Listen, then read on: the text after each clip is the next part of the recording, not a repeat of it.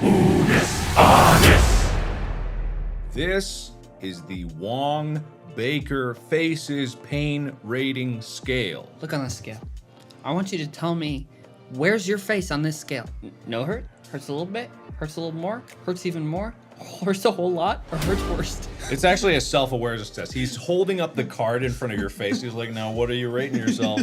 Oh, sorry, no, you're at a 4. We have got various painful experiences in picture form that we have experienced throughout our life. We're gonna talk about the rating of the pain so that you guys have an objective understanding of our thresholds for pain, and then you can understand why I'm not a masochist. You can understand just that I've been through painful experiences, and I disagree. I will start off with the warm-up. Okay. Paintball stung real bad, but to be perfectly honest, not that painful. I'd probably just put that at like maybe 3.5. Really? Yeah, I mean, it hurt, but it didn't last. That's the thing. When we were out there and I was like, did that really hurt? You were like, that hurt a lot. Yeah. And you had your serious Mark voice, and I went, I'm afraid of serious Mark. All right, I'll put it at a 4, like, if that makes you feel better. I mean, I don't want to pressure you. I'm just saying. Just what a you little said. below a 4. It's coming at you hard and fast, right? Like coming at you real hard. I love the sound of a paintball. It smacks you right in there, and then it explodes. I don't know. But it's over. Once it's done, it's just a sting. Like, it's only surface level. You'll get a welt, but like it's no more than like someone hitting you with a stick. You're telling me that a paintball doesn't hurt more than you getting hit with a stick? Well, okay, I don't know what wimpy baby is hitting you with a stick. Like, are you like a toddler? Like, oh. No, I'm talking like your friend has a stick. It's like, oh, psh, or your school marm is like, you haven't been studying this guy. School marm. Your school, you didn't have a school marm? No, I broke my hand. Surprisingly, it didn't hurt that much. Oh yeah? Yeah, I think like adrenaline kicked in. The thing that hurt was afterwards. And the day after I broke my hand, it was still swollen, but I went to Universal Studios and someone recognized me there and they gave me a really, really firm handshake. And that hurt so fucking bad. I started tearing up. That hurt way more than actually breaking my hand. I'm going to put at... Stop blocking my light! What? My light! You always lean forward, you don't need to. Okay. I'm gonna put this at a 5. It definitely hurt, but it wasn't as bad as I would think breaking a bone is. Because that's the only time I've broken a bone. That's like a 4.6. That's in the middle. No, it's not in the middle. Not even close to in the middle. That's the middle. That is the middle. All right, I'm gonna do an experiment here. Just gonna take this, go hit shift. Oh, wait, no, not in the middle. Weird how that is. Does anyone care? I care! Weird how that is. All right, go. All right, another Reese, as I call it. Acupuncture. Now this was nothing. Like this was next to nothing. Like I think donating blood hurts more, and that doesn't even hurt. I'm putting this at like a 1. As many of you know, I did gymnastics, and one of the events is the pommel horse. That's a pommel horse. So these up here are the pommels, and you swing around on them. Those are usually made of very solid wood. And on pommel horse, you're swinging around and your legs are going around. I bashed my fucking shins on the very solid wood so many times, and you're swinging around, so you're going really fast. So that really, really hurts. That is probably, like on the bigger swings, I'd put that at like a 7. That's a 7 though? It hurts so bad. Okay, maybe not a 7. See, it's hard to see because my face was worse than that. Smack!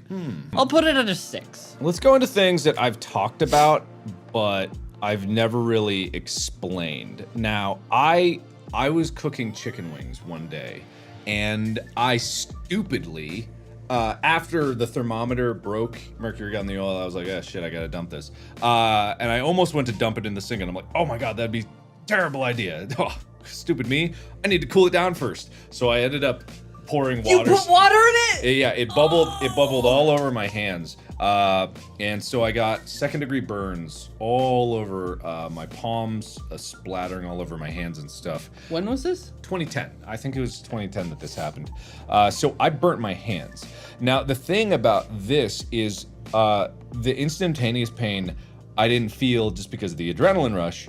I didn't even think I was that badly hurt until about a minute and a half later, when this agonizingly like spastic pain that would come in waves. And the weird thing was, it would cramp my hands, and then it would cramp up and my hands would squeeze like this, and it hurt worse because it's squeezing the burns, and then it'd let go, and then it just squeeze it again. So bizarre. I had blisters about this big, and I had to be in the hospital for a day because they were like, you might have third degrees. We don't know. Yeah. We can't see under all the blisters. I would put that at a 6.5. I'll put it at a 7. You know, just because it was an extended, all the maintenance and shit that I had to do, that hurt. But I had painkillers at the same time. Cool.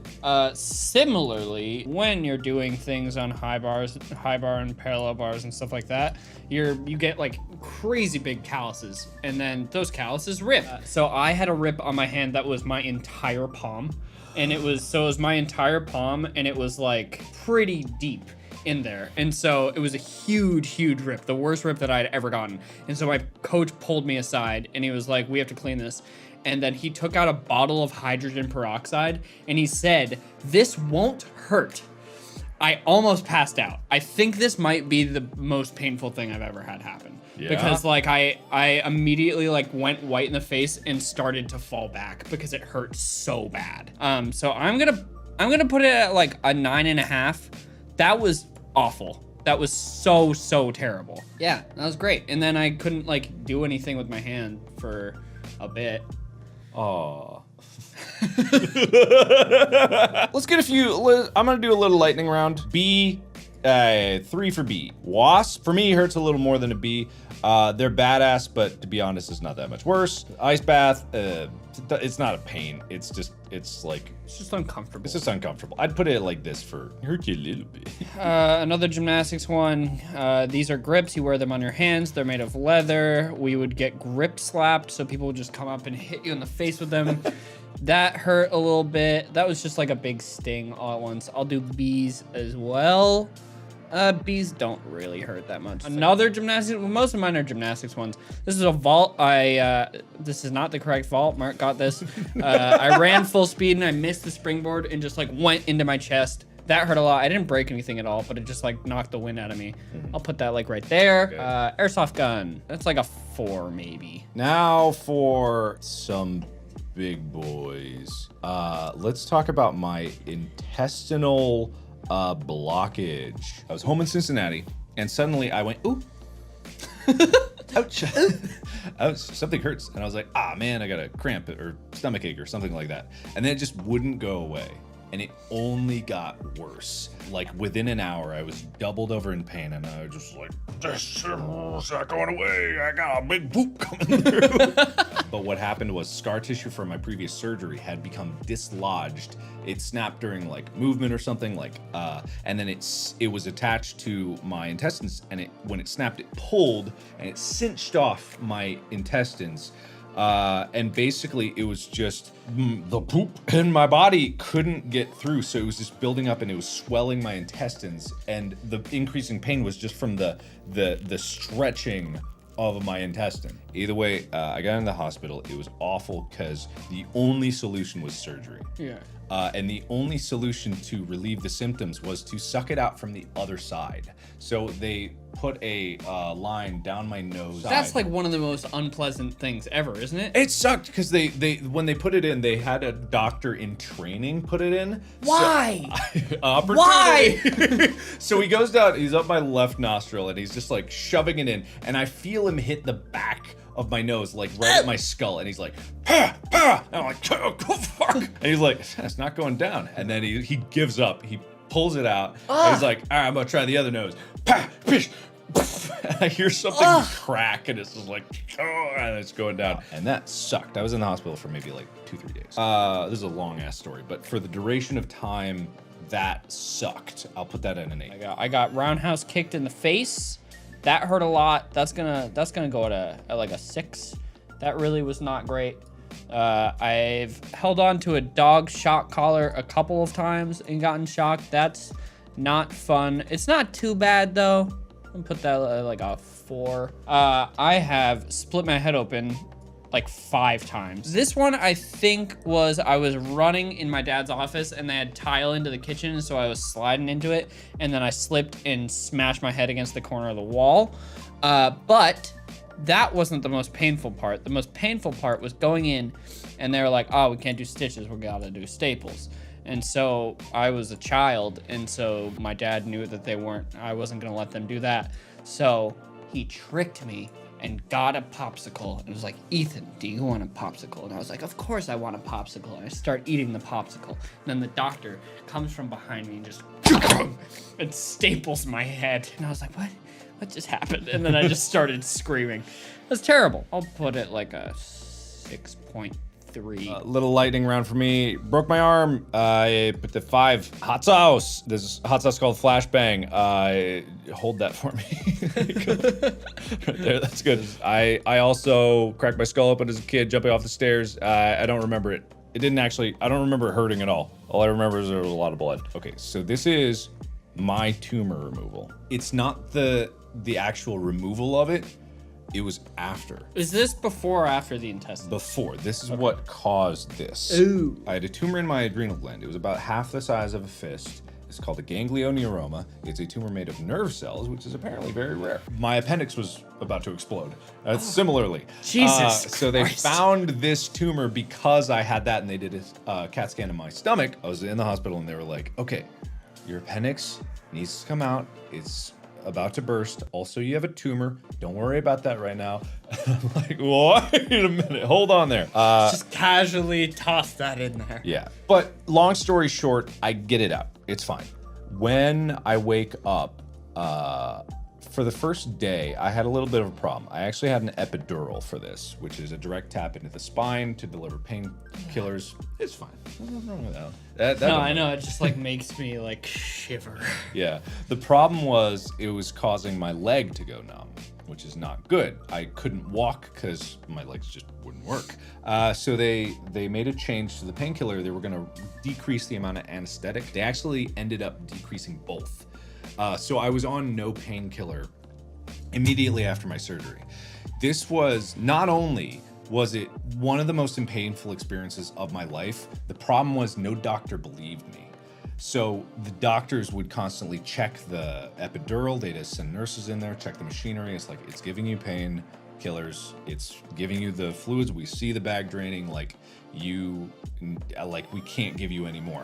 And I kept telling them for a day and a half, I kept telling them, like, I am in so much pain. I'm in agony. I got to the point where I was afraid I was going to die. A doctor came in, pissed off because he was like, this guy keeps complaining. And he comes in and he feels around for damage. And when I say he feels around, he just goes and starts grabbing. And for those who know, I have like a 5-inch like incision right here. This is a day after surgery. He just like grabs and like feels around. I, like you, almost passed out, like just from the pain, just blinding white pain. It's so weird because like it doesn't. You can recognize that it's pain, but with stuff like that, like you don't really even feel it. Your brain is just like, nope, this is too much. You're just gonna. Yeah, it's just like these waves of pain. Yeah, and like I couldn't even speak, so I couldn't even tell him like that it hurt. I was just like couldn't breathe. And so he's like, there's no bleeding. Yeah. There's nothing we can do. I imagine you didn't sleep. I did, because they knocked me out. And they gave me Valium because that was like the only thing they could give me. But that was also unfortunate because I had a central line in my neck. Did I tell you this story? This is why I have a huge scar on my neck when I used to drink. Like this would get red a lot, and sometimes this just gets red because the central line attaches to your artery and it reads your pulse directly and your blood pressure. I ripped it out when I was sleeping. Yeah, so like I don't remember doing this at all. Apparently I scratched and dug until I tore away the skin and then pulled the line out. Ah! And then I don't remember any of this. This is just, I was told this. Blood everywhere because it's an artery. Yeah. So Jesus. So like you could have bled out. I could have, yeah, but I didn't. I wouldn't have remembered it. Like how you have these stories. I'm like, yeah, I hit my shins really hard. It wasn't until the next morning that the person working the pharmacy came in and they checked over my file specifically and they were like, this medication is wrong. Because it was time for a refill and they're like, there's no painkiller in this, is this right? And the person working the pharmacy was Tyler's mom. Whoa, that's crazy. The only reason that she checked is because she was checking in on me because she knew I was in the hospital and she works in the pharmacy. Suddenly, all the doctors were like, hey, buddy. They gave me Dilaudid, which is like 8 times more powerful than morphine every hour after that. God. And that took the edge off. Could you even speak at that point? Or were you just like, It was a lot better. It still hurt, but you know, my pain was managed. That's such a crazy coincidence. It's like just an insane story. But that is the worst pain I've ever felt. It hurt more than the intestine thing, and it lasted so long. And it was also just the hopelessness of it because no one believed me. And it wasn't until a family friend that worked in the hospital said something that something changed. Yeah. I have never really been in the hospital. I can tell you wasn't necessarily a pain, but like the 2 times that I've gone into anaphylactic shock from having an allergic reaction was like the scariest thing, but you're in shock, so you really don't feel anything. I stopped breathing, which was very spooky. Peanut. And then I did this peanut allergy research study in Boston where it was immunotherapy. So over the course of 2 years, they started with a super like microscopic dose of peanut. And then they slowly raised it over the 2 years. But they were like, we need to see what your baseline is. And so they basically were like, you can tell us to stop whenever you want, but we need you to eat as many peanuts as you can. And basically like until your comfort level or until you go into shock. And so I was like, okay, I'm really gonna do it. So I just went until I passed out. It was just like my body was just covered in hives. I was like extremely bloated. And they were like, we would like you to keep going. If you're too uncomfortable, you can stop. And I was like, no, I'll keep going. But I was just throwing up everywhere because my body was like, you shouldn't be putting this inside you. Stop. Yeah, until I went into shock. So that was great. A weird Captain America thing. I can take it. Yeah, so that was great. Oh, I forgot about my heart attack. Oh yeah, wait. Is there a picture of like an old man clutching his chest? Yeah, we're old man. Where's that? There it is. That's There the guy. he is. That's the guy. So the only reason I thought of it is because like this would be the only time I could think that I went into shock. All I know is that my heart wasn't working right and I fainted. Didn't really hurt, but that's the one time I remember like feeling shock. Yeah. Yeah. Well, that's the pain scale. Yeah. Hopefully in this next year, we won't add anything onto this list. So I'm gonna add some things. All right. Hopefully I don't add anything onto this list. Oh, you're gonna add things. Great. Hopefully none of these sad boys. Maybe like a face. You know, that I'd be fine with that. Okay. Maybe even a 6. Yeah.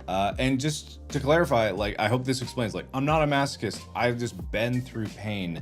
And I'm aware of like what's not gonna kill me, like, and I have a very like the mindset of just like, I'll survive it. So whatever it is, not so bad. Yeah.